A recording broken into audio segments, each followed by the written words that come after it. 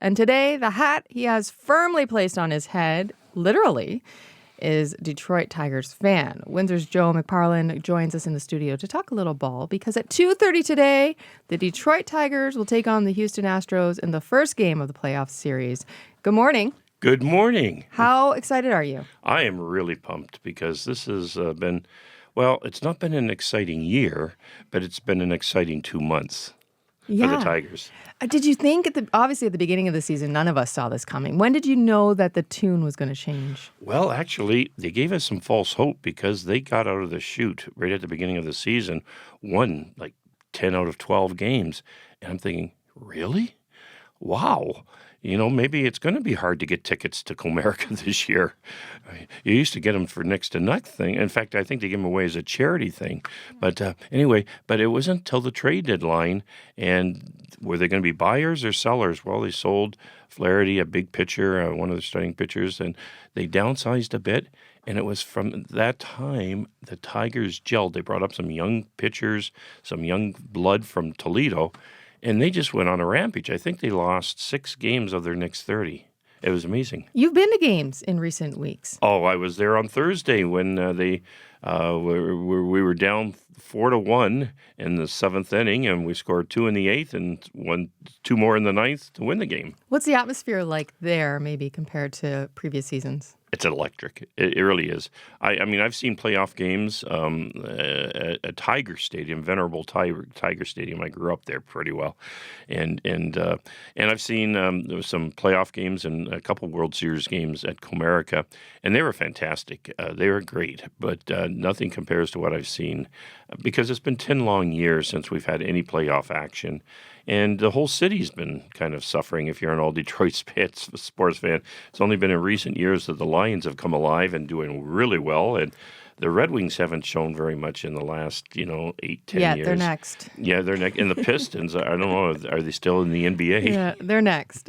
It's next. It's not yet, I think. How far back do your memories go? Your story's so fascinating. Can you take us back to the early years? Yeah, I was probably 8 or 9 when I became a Tiger fan. My dad used to drive a bus for the SWNA, and he'd do the afternoon shift, and he'd wake me up at night when he came home to make sure I go to the washroom or whatever.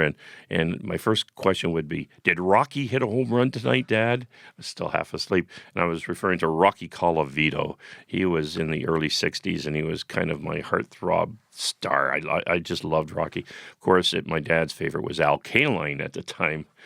So I back in those days, I followed them religiously, and then an added feature was that there was a Windsor guy playing for the Tigers too, Reno Pretoria. Reno was from the West End, lived just a couple blocks from me, and he was a roommate of Al Kaline's when he first signed. Did you know him? Oh, yes, very much so. My dad was sick. I died. My dad died when I was 17, and his wife was the nurse who took care of my dad at Hotel Dieu Hospital. And then he became my teacher at Assumption for 4 years. And when my dad passed away, he became like a surrogate father to me, took me under his wing, and I owed so much to him.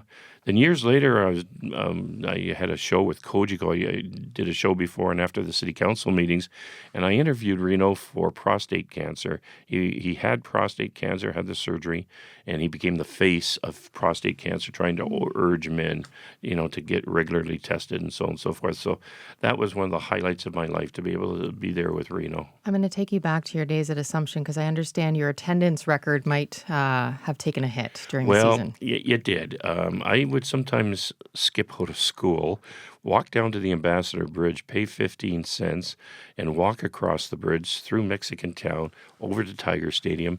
And it would be probably a day off for the Tigers, but they were there taking batting practice. And I would find a way to sneak in and sit there and watch them take batting practice. And they got to know me after a while. They said, there's that kid that's skipping school.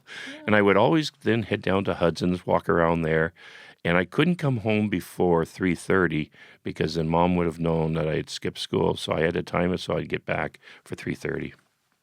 That's so funny. What do you think it is about the Tigers that you're so attracted to, that you would go to such lengths to watch a batting practice? Well, you know what? The Tigers are not one of the big market teams like New York or California or San Francisco. And we've always been kind of not given the due attention that we need. But it's been a team that really coalesced and helped the city after the 67 riots come together. They just barely missed the playoffs in the World Series in 67, the final game of the season. I was there for it, and our hearts bled. But then the riots were happening, and then in 68, it just was a magic year. I was there for Denny McLean's 30th victory. Nobody's come close to that. And, of course, we followed all the games. And they are singularly probably the big reason the racial tensions kind of eased, because we have black players, white players, and black fans and white fans came together. It was their team. It was their city. The wild card, best 2 out of 3. How are you feeling? Should I tell her the truth? He's looking at Mike. Mike just gave him a thumbs up. Mike's my, actually, I found out he's a relative of mine. Oh. His deceased brother was married to my cousin. Father, your father, his father. His father. That's right. His father, Jim. Yeah. Yeah. So anyway, I had some great stories about Jim. Anyway. CBC Windsor, bringing families together. You know what? They've got the best home record in all of baseball, the Astros. They also have the most experienced playoff experience of all the teams in the playoffs. It's going to be a real high mountain to climb. We have their recent manager. We do. And also, I think the way they've played the last 2 months, they've come from behind so many times. When they were counted out and dead, they rose from the dead. I like that.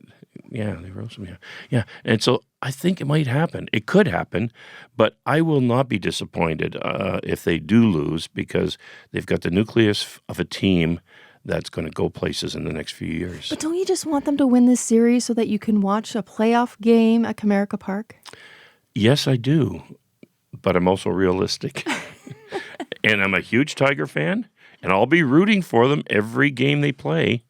I'm just not putting my expectations as I guess that's part of my also being a Lions fan. Where are you going to be watching the game? At home, by myself, so people don't get bothered by my screaming and my profanity. You're one of the loud cheerers? Oh, yeah. Okay. Yeah. Do you watch it in your man cave? I watched the video this morning. You have quite the setup. Well, I have 2 man caves. That was my upstairs man cave, and then I have a downstairs man cave. And I do. And I've got paraphernalia. I've got the original workout jerseys of Sparky Anderson and Milt Wilcox from the 67 years. I used to go to a lot of games, actually, with my good friend was Don Daly back in those days, and Don would take me. In fact, I saw the Super Bowl with Don and his wife, San Francisco and Cincinnati. That was a weekend. He took me to a boxing match. I was a priest back, and then I had to kind of book out of the parish for the weekend. Of course you were. Yeah. Yeah, and he was a parishioner of mine, and that's how I met Don. And that's how I met Tim McKenna and Sue Prestige and all the crowd from back then. Yeah. Joe, you're such a pleasure. Thank you for coming in Amy, today. Pleasure. You're one of the nicer ones to talk to here. Oh, well, I'll take that. Joe McParlin of Windsor. First pitch of the afternoon game in Houston is set for 2:32. Where will you be taking in today's wild card game? You can email us, windsor@cbc.ca, and you can text us at 519-984-2051. We're just